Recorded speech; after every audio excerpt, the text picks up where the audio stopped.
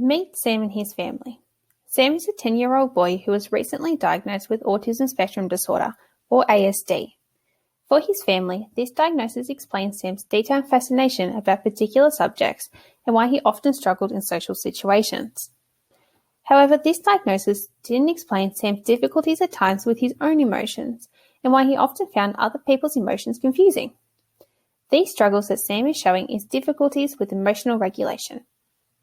Emotional regulation is an individual's ability to manage, maintain, and adapt control of emotional states. Although not a formal part of the diagnosis, research has found that the core features of ASD are significantly related to poor emotional regulation. So how does ASD impact on emotional regulation? Well, there are three main theories that explain this. Firstly, the process model of emotional regulation highlights that ASD impacts on the ability to cognitively change. This then leads to ineffective emotional regulation. For example, as Sam is busy focusing on a task at school, his teacher suddenly stops him and changes the task on the board.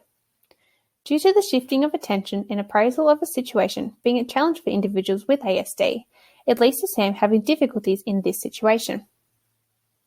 Additionally, as a child, Sam's parents reported that he often would avoid eye contact. From a learning point of view, this reduction of eye contact leads to a lacking of observational learning. This then leads to difficulties in later life with knowing how to cope with emotions.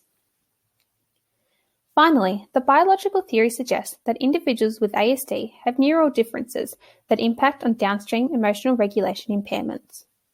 In particular, a link between the overarousal of the amygdala, which is the brain area involved in emotional regulation, and the emotional regulation difficulties seen in ASD has been found. But why is this an issue?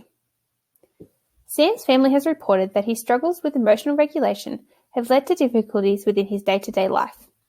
As research suggests, this includes aggressive behaviours, meltdowns, underachievement at school, exclusion and bullying in the playground, and symptoms of anxiety and depression. Luckily, there are ways to help. This includes techniques such as modelling, cognitive behavioural therapy, breathing techniques, and resources such as visual schedules and social stories. In summary, emotional regulation is a significant deficit in ASD that has been explained by three main theories: the process model of emotional regulation, learning theories, and biological theories. Although there are negative consequences for poor emotional regulation, there are many ways to help. For more information, please see my Wikiversity book chapter linked in the description below.